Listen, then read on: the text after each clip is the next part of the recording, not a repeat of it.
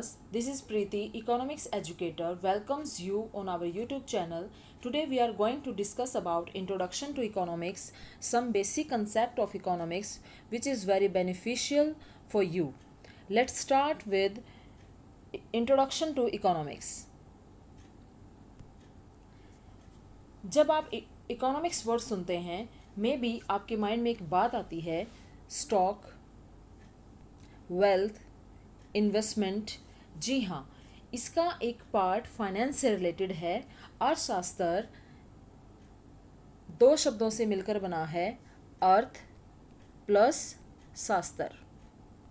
Economics को हिंदी में अर्थशास्त्र कहते हैं, जो दो शब्दों से मिलकर बना है, अर्थ प्लस शास्त्र, जिसका मतलब है धन का अध्ययन, study of wealth. Founder of economics Chanakya हैं, जिनको कौटिल्य और विष्णुगुप्त नाम से भी जाना जाता है। Father of modern economics Adam Smith हैं, जिन्होंने 1776 में अपनी famous book wealth of nation में इकोनॉमिक्स को डिफाइन किया और अर्थशास्त्र को राष्ट्रों के धन की प्रकृति बताया। The term economics in English language has its origin in two Greek words, oikos and namin. Thus they mean management of household. Wants of each household are unlimited, but most of the means to satisfy them like food, cloth, etc. are limited. These scarce means are called wealth. Each household likes to so use its wealth in such a manner as to satisfy a large number of his wants.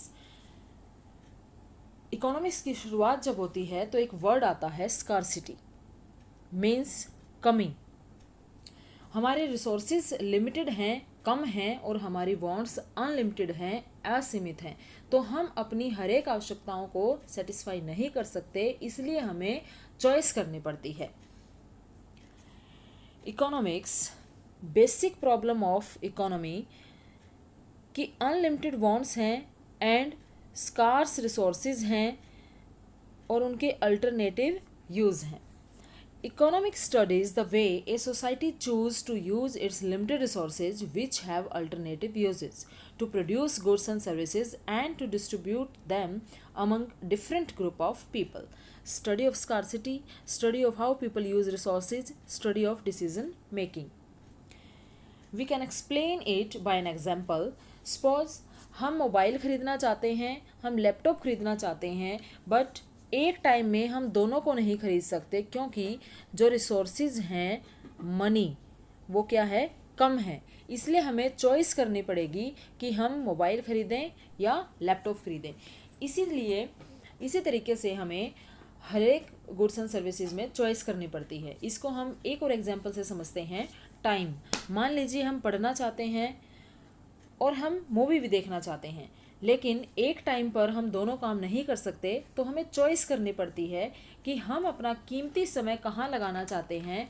एक काम को करने के लिए हमें कई चीज़ों को अपने शेड्यूल से हटाना पड़ता है। इकोनॉमिक्स टर्म्स में इसे अपॉर्चुनिटी कॉस्ट कहते हैं, अवसर लागत कहते हैं, which means whatever we give up to do something.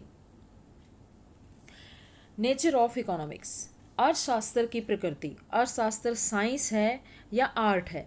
अर्थशास्त्र साइंस और आर्ट दोनों है। Economics is a science in which we study about those economic activities by which a consumer gets maximum satisfaction, a producer gets maximum profit and society gets maximum social welfare. कि अर्थशास्त्र वह विज्ञान है जिसमें हम उन आर्थिक क्रियाओं की स्टडी करते हैं जिनमें एक उपभोक्ता को अधिकतम संतुष्टि, एक उत्पादक को अधिकतम लाभ और समाज को अधिकतम कल्याण की प्राप्ति हो।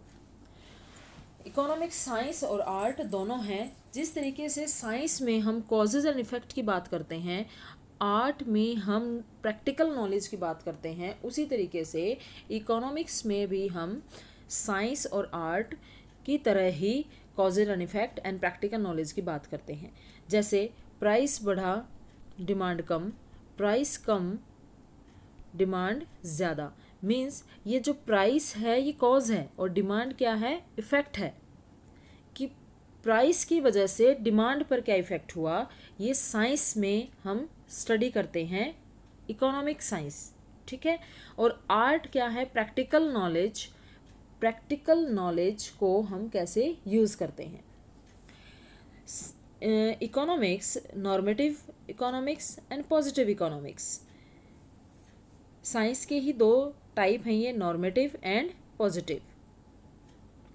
Positive economics deals with what are the economic problem and how are they actually solved. It describe what is, what was, what will be. And normative economics deals with what ought to be or how the economic problem should be solved. It describe what ought to be, what should happen, what should have happened. इसको हम एक example से समझेंगे कि government provide health care facilities and increase public expenditure, कि जब सरकार health care facilities provide कराती है तो गवर्नमेंट का जो एक्सपेंडिचर है ये बढ़ जाता है। नॉर्मेटिव इकोनॉमिक्स में कि क्या होना चाहिए ये हम स्टडी करते हैं, एक्चुअल में क्या है, जो दिख रहा है वही है, ये हम पॉजिटिव इकोनॉमिक्स में स्टडी करते हैं। What is, what was, what will be, ये सब पॉजिटिव इकोनॉमिक्स का पार्ट है। गवर्नमेंट ने हेल्थ केयर फैसिलिटीज़ प्रोवाइड कराई जिसकी वजह से पब्लिक एक्सपेंडिचर हुआ, ये एक्चुअल कंडीशन है, इसलिए पॉजिटिव इकोनॉमिक्स में।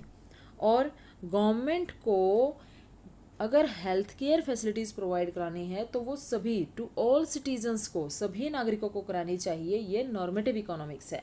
कुछ इमेजिनेट या कुछ इमेजिनेशन करना है, ये नॉर्मेटिव इकोनॉमिक्स का काम है।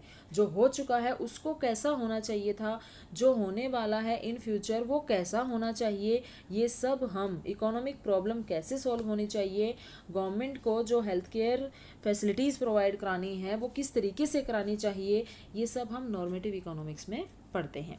आई थिंक आपको positive economics and normative economics का जो बेसिक डिफरेंस है ये बिल्कुल क्लियर है। आई होप आपको ये वीडियो बहुत पसंद आई है।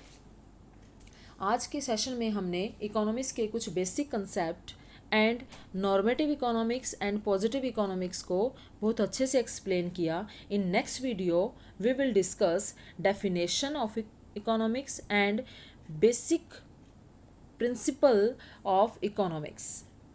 So please subscribe the channel for more videos. Thank you.